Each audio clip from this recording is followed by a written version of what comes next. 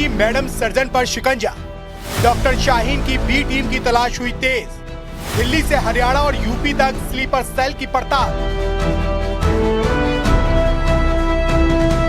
दिल्ली में लाल किले के सामने ब्लास्ट मामले में व्हाइट कॉलर ट्रेनर मॉड्यूल की सबसे खास मेंबर डॉक्टर शाहीन उर्फ मैडम सर्जन की गिरफ्तारी के बाद अब जांच एजेंसियों ने अपना शिकंजा और भी कस लिया है। एनआईए की गिरफ्त में आने के बाद डॉक्टर मैडम ने कई अहम खुलासे किए, जिसके बाद एनआईए आतंकी मैडम को हर उस जगह ले जा सकती है जहां उसने अपना आतंकी नेटवर्क खड़ा करने की कवायद की है। यानी एनआईए को शक है कि डॉक्टर शाहीन ने अपना स्लीपर सेल और टीम भी खड़ी करने की कोशिश की थी। इस बीच जांच एजेंसियां डॉक्टर शाहीन को अल फलाह यूनिवर्सिटी का हॉस्टल, मेडिकल वार्ड, क्लासरूम और उसके कमरा नंबर 22 तक लेकर गई, जहां शाहीन ने अपने सभी कॉन्टैक्ट्स, मूवमेंट और नेटवर्क के बारे में पहचान करवाई। इसी बीच अल फलाह यूनिवर्सिटी में डॉक्टर शाहीन के कमरा नंबर 22 की अलमारी से 18 लाख रुपए कैश मिलने से जांच एजेंसियों के कान खड़े हो गए। 18 लाख रुपए के नोट को एक नॉर्मल से पॉलिथीन में छुपाया गया था। खबर ये भी है कि 25 सितंबर को आतंकी डॉक्टर शाहीन ने एक कार को भी कैश खरीदा था। एनआईए की टीम जांच कर रही है कि इतना कैश डॉक्टर शाहीन के पास कहां से आया। एनआईए की टीम ने डॉक्टर शाहीन के अल फलाह के एडमिन ब्लॉक में बने लॉकर की भी तलाशी ली है।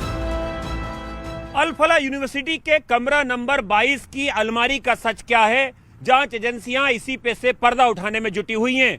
जी हां, ये कमरा नंबर 22 डॉक्टर शाहीन का था, जिससे जांच एजेंसियों को 18 लाख रुपए कैश बरामद हुए हैं। अब ये 18 लाख रुपए क्या टेरर फंडिंग के लिए इकट्ठा करके रखे गए थे? इसी मामले की जांच की जा रही है। सूत्रों के मुताबिक डॉक्टर शाहीन और डॉक्टर आदिल पर इस बी टीम को तैयार करने की बड़ी जिम्मेदारी थी, ताकि किसी भी मॉड्यूल सदस्य के फंसने पर यह टीम उसकी मदद कर सके। एजेंसियों को शक है कि पढ़े लिखे स्लीपर सेल का बड़ा नेटवर्क भी खड़ा किया जा रहा था। इसी वजह से एनआईए डॉक्टर शाहीन को अल फलाह यूनिवर्सिटी और यूपी के कई इलाकों में ले जा रखी है। इसी वजह से एनआईए डॉक्टर शाहीन को अल फलाह यूनिवर्सिटी और यूपी के कई इलाकों में ले जा सकती है। जानकारी ये भी है कि अगस्त महीने में डॉक्टर शाहीन कानपुर गई थी और उसके साथ 4 कश्मीरी युवक थे। इस बीच एक गाड़ी भी जांच के दायरे में है, जिसका नंबर जम्मू कश्मीर का है, लेकिन गाड़ी किसी युवक के नाम पर है और फास्टैग किसी और के नाम पर चल रहा है। फरीदाबाद से लेकर उत्तर प्रदेश तक डॉक्टर शाहीन के स्लीपर सेल मॉड्यूल की जांच एजेंसियां तस्दीक करने में जुटी हुई हैं। क्या डॉक्टर शाहीन लेडी ब्रिगेड तैयार करने की तैयारी में थी? और क्या जैश ए मोहम्मद ने डॉक्टर शाहीन को भारत में जैश ए मोहम्मद की महिला विंग का कमांडर बनाने की तैयारी कर ली थी?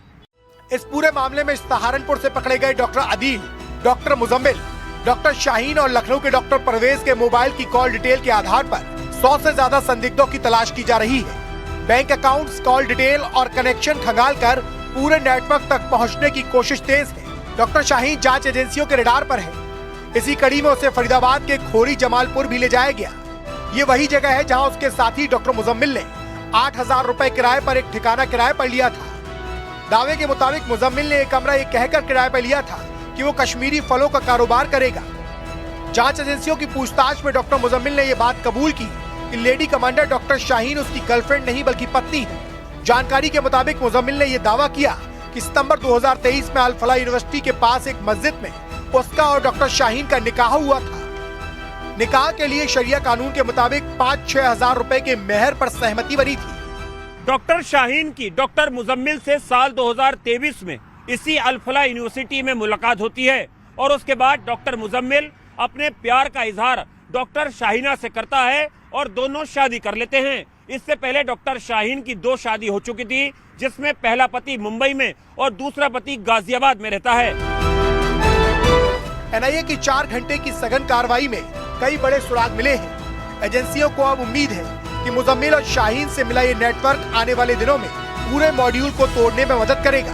टीम शाहीन को वापस दिल्ली ले गई है और आगे की कार्रवाई तेज कर दी गई है।